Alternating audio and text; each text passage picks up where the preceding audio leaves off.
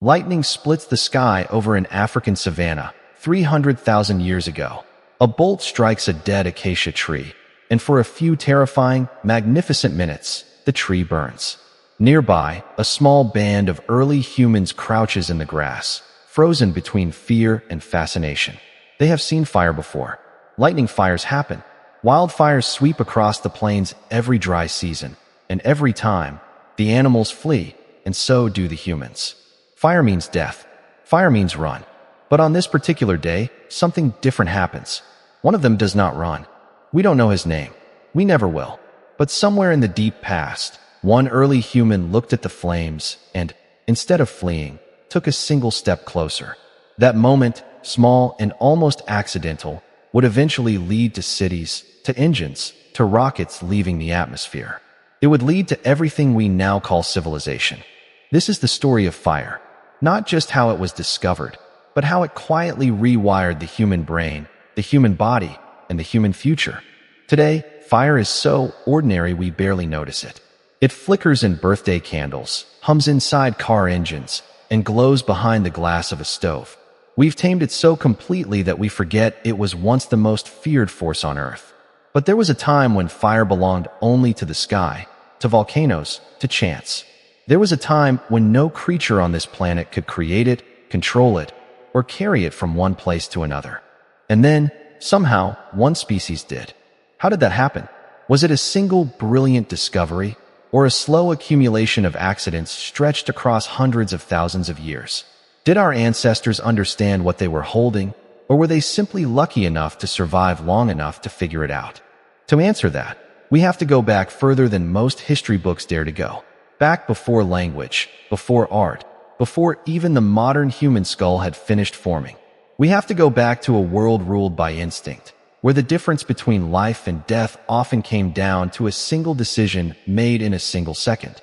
Stick with this journey, because by the end, you'll understand why some scientists consider the mastery of fire the single most important event in human history.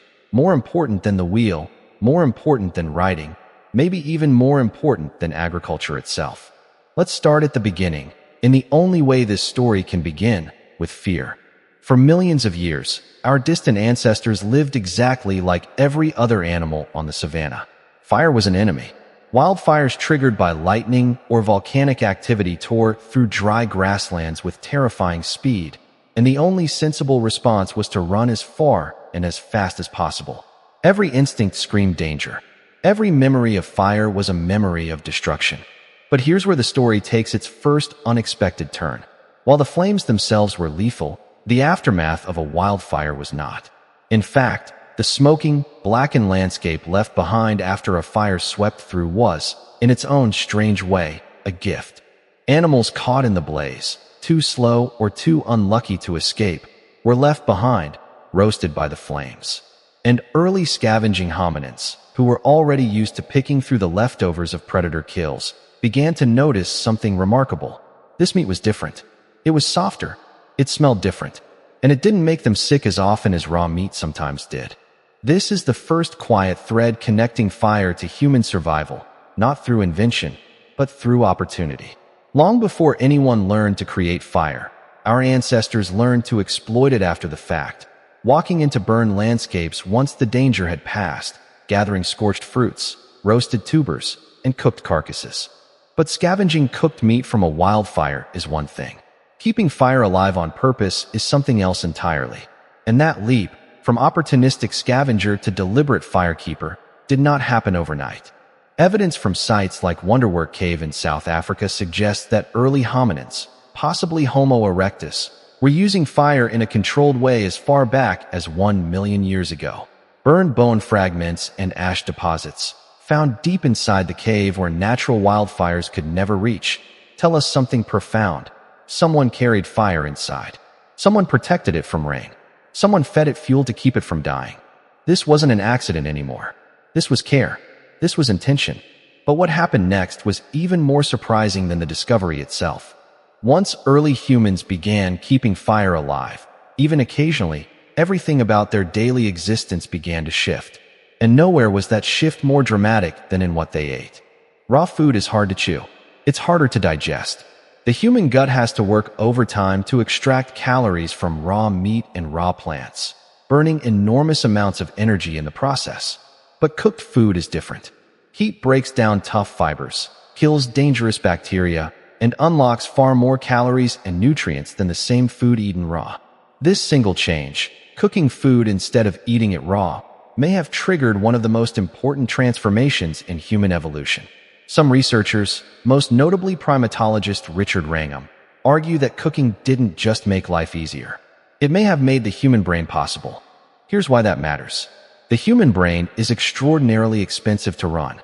It consumes roughly 20% of our entire daily energy intake, despite making up only about 2% of our body weight. No other primate dedicates anywhere near that much energy to its brain. To fuel an organ that demanding, you need a serious and reliable source of calories. Cooked food provided exactly that.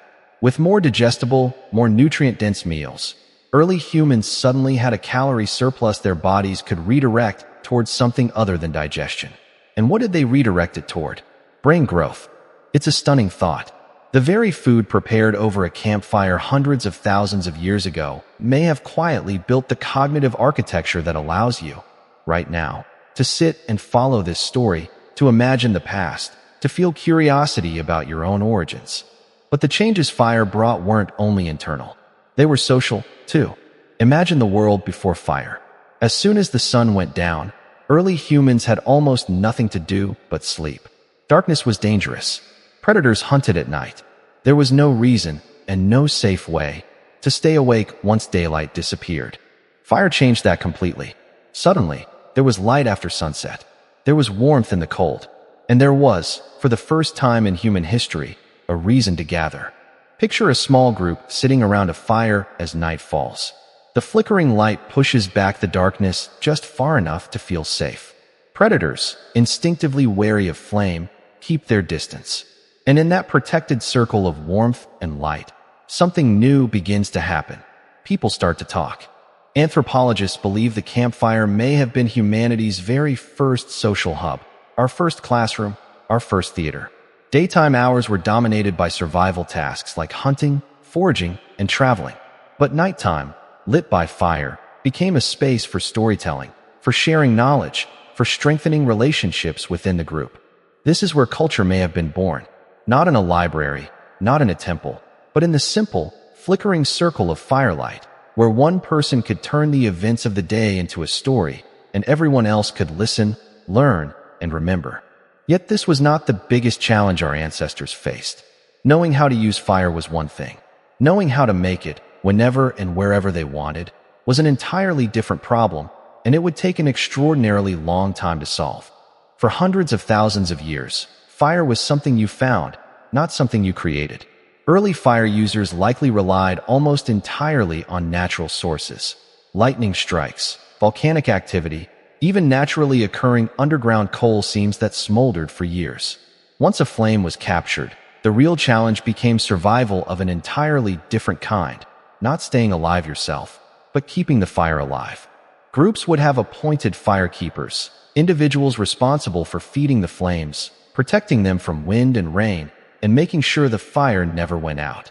Losing a fire wasn't just inconvenient. In some cases, it could mean walking for days, even weeks, before encountering another natural source of flame. The fear of losing fire may have shaped early human cooperation and responsibility in ways we still don't fully understand. The real breakthrough, the ability to create fire on demand, came much later, and the evidence suggests it was likely discovered through repetition, observation, and a healthy dose of trial and error rather than a single flash of genius. Imagine an early human striking stones together to shape a tool, something humans had been doing for over 2 million years. Every so often, a spark would fly off the stone. Most of the time, nothing happened. But occasionally, that spark landed on dry grass or fibrous material, and for a brief moment, smoke would curl upward. It likely took thousands of repeated observations across countless generations before someone connected the dots. Spark plus dry material plus oxygen equals fire. Once that realization solidified, friction-based fire-making methods, like the hand drill and the bow drill, began to spread. Archaeological evidence suggests reliable, repeatable fire-starting techniques were firmly established by around 40,000 years ago, though some researchers argue the skill may stretch back even further.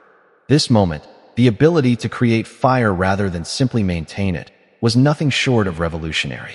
Humans were no longer dependent on luck or geography. Wherever they went, whatever environment they encountered, they could now bring warmth, protection, and cooked food with them. And this changed everything about where humans could live. Before reliable fire-making, human migration was limited by climate. Cold environments were largely off-limits, deadly to a species without thick fur or natural insulation. But with fire in hand, quite literally, humans began pushing into colder, harsher regions of the planet. Fire provided warmth against freezing temperatures, protection from nocturnal predators, and the ability to cook previously inedible or dangerous foods. This is one of the reasons many researchers believe controlled fire was essential for human migration out of Africa and into the colder climates of Europe and Asia. Without it, the human story may have remained confined to warmer regions for much longer, or may have unfolded very differently altogether. But fire's influence didn't stop at warmth and food. It reshaped human technology itself. Heat-treated stone tools, deliberately exposed to fire to make them easier to shape and sharper to use, appear in the archaeological record tens of thousands of years ago. Fire allowed early humans to harden wooden spear tips, transforming simple sharpened sticks into far more effective hunting weapons. Later, fire became essential to pottery, allowing soft clay to be transformed into hard, durable vessels for storing food and water. And eventually, thousands of years later, fire would become the foundation of metallurgy, melting copper, then bronze, then iron, launching humanity into entirely new technological eras. Every sword forged, every plow shaped, every cooking pot fired in a kiln, traces its lineage back to that first flickering flame captured by a frightened ancestor on the savanna. The truth is, fire didn't just help humans survive. It fundamentally altered the trajectory of our species, biologically, socially, and technologically, all at once. Which brings us to the deepest question of this entire story. Was the discovery of fire really an accident? In some ways, yes. No early human sat down one day and invented fire through pure intellectual reasoning. The earliest interactions were almost certainly accidental: lightning strikes, wildfires, opportunistic scavenging. But what wasn't accidental was what came after. The decision to approach instead of flee. The decision to protect a flame instead of letting it die. The decision to experiment generation after generation until creation replaced mere capture. Fire's mastery wasn't a single eureka moment. It was a slow, patient, multi-generational achievement, built by countless individuals whose names we will never know, each one adding a small piece to a puzzle they couldn't have known would eventually become civilization itself. And maybe that's the most powerful part of this story. The transformation of humanity didn't begin with a genius, a king, or a single defining moment. It began with ordinary individuals facing extraordinary fear who chose curiosity over instinct. Just once, just enough. Think about that the next time you light a candle, switch on a stove, or sit around a campfire with friends. That small, glowing flame connects you to a chain of human decisions stretching back hundreds of thousands of years, to a moment when one of our ancestors looked into the heart of something terrifying and, for reasons we'll never fully understand, decided not to run. That single choice didn't just keep our ancestors warm. It built the foundation for everything that came after: language, culture, technology, civilization itself. Fire didn't just change what humans could do. It changed what humans could become. If you enjoyed discovering this story, don't forget to subscribe for more fascinating journeys through history and human civilization.